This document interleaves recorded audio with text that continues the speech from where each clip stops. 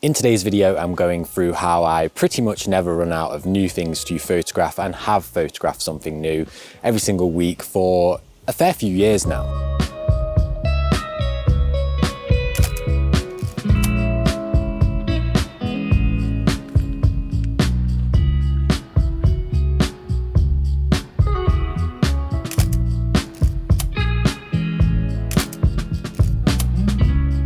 Travel can obviously be a huge part of photography and possibly the easiest way to make sure you're photographing new things, but I'm guessing if you've clicked on this video and you're anything like myself, you don't travel all that often. The other night I went through all of my photography folders from the last year, and only 3 of those folders were from outside of the northeast of England where I live, and pretty much all of them, other than those 3, were within an hour and a half's drive of my house. A lot of the subjects I'm taking aren't necessarily somewhere you would consider like, oh, you're so lucky to live there. They're genuinely stuff that can be absolutely anywhere, especially throughout the UK. So if you do go on holiday, or I don't know, you visit your family at the other end of the country, then of course take your camera, and that's going to fill up a fair few photography days for you. We went to Scotland for a full week this year, and of course that filled up a huge chunk of my photography.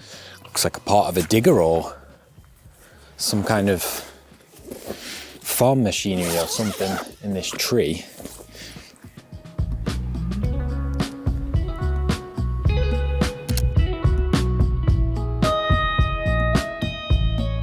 Outside of travel though, I like to approach photography like this: new areas, old areas, new pins and old pins. For areas, think of places that you're typically going to spend either a full day or at least half a day at, like a new city or a big stretch of the coastline. And it's pretty self-explanatory, because it's a new big area, you're going to take lots of photos and have a fantastic time. And for pins, we're talking singular subjects that are dotted around. Typically you're only spending, I don't know, half an hour to an hour at these singular subjects. Probably going to be driving from one to the other throughout a few hours, not spending a whole day at each subject, of course, because that would be ridiculous. And normally pins will create you a nice little route that you can drive to and from each subject, one to the other, and that can then add up to maybe half a day, sometimes even a full day of photography, depending on how many pins you have. But of course we all run out of new places or new subjects that we've never been to before. And I think one of the most overlooked part of photography that leads to people sitting at home and thinking my country, my county or my local area is boring is this next point.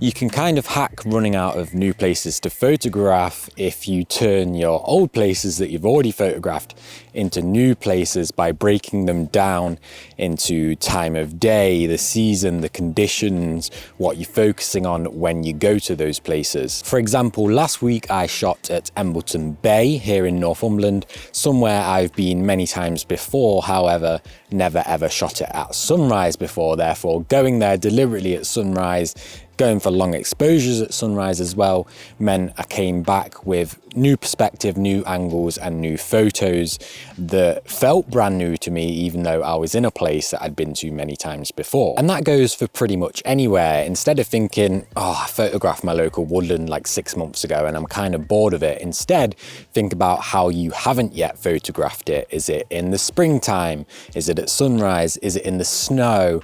Have you not gone there and done macros? Have you not gone there and focused on detail shots? You can even break it down further than that and start thinking about the technical way you take photographs instead of like the conditions and what's actually present at the place.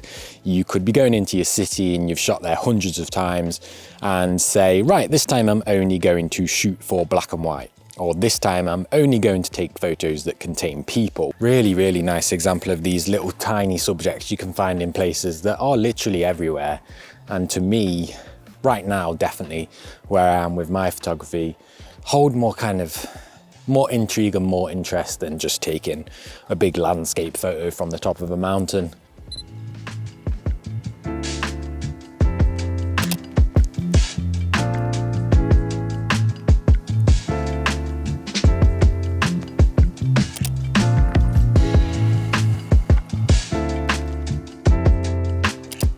And I even like the telephone wire, which adds just a little bit of like straightness to the scene. That probably makes no sense, but it does in my head when I'm taking photos. Cheeky little wheelbarrow in there as well, which is a cool detail shot.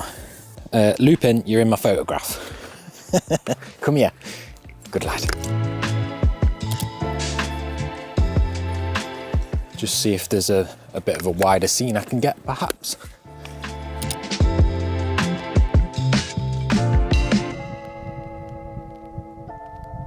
It does help if you space out places you've been to before with a lot of time as well. So let's say my goal is to shoot every single Friday, every single week, then my week or my month plan may look something like this. Week 1, new place I've never been to before. Week 2, revisiting somewhere I've not been to for a year and in different conditions as well. Week 3, a few new subjects or shots I've pinned on Google Maps that are close together and I can get to in the same day and check out without spending too much time there. And week 4, somewhere I shot a few weeks ago, but I want to capture it at sunrise instead. It's quite challenging taking photos in a place where your dog has to stay on the lead and you've only got one hand.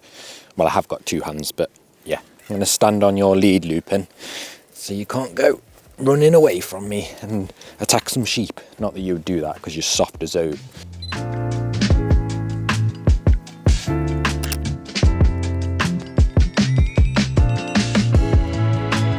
I quite like this because it's very hazy. I'll bring the camera down so you can see what I'm looking at in a minute. It's very hazy over the hills in the background, almost making it look a little bit foggy. It's not foggy, but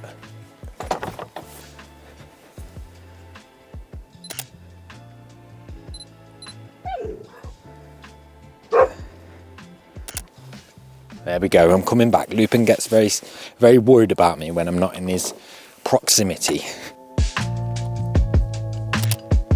This frame right here is a really good example of element spacing, because if I take a step this way, this trailer, the metal from the trailer runs into the hay bales. If I take a step this way, there's a gap between them, and I also create a gap between the back of the trailer and that white container in the background. And that's kind of nice. It's a bit wide for my likings, but this path running up here is really nice, and there's a house in the background. However, there's loads of like rubbish trees, dead trees in the way, so.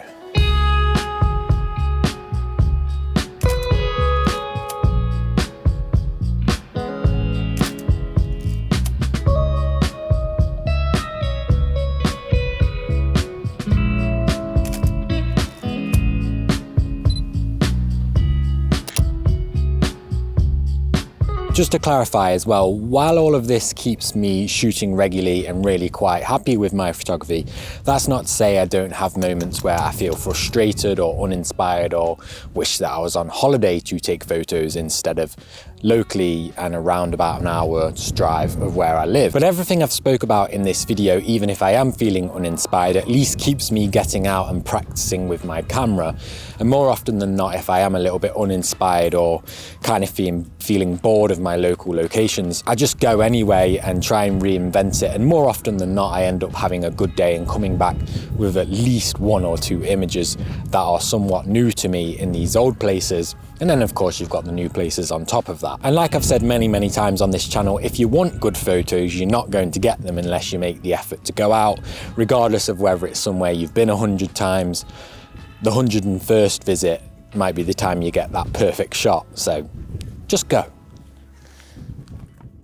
So those last couple of images there that you saw me shoot in this video will definitely be going into my old pins or revisit pins section of my photography workflow for 2 reasons.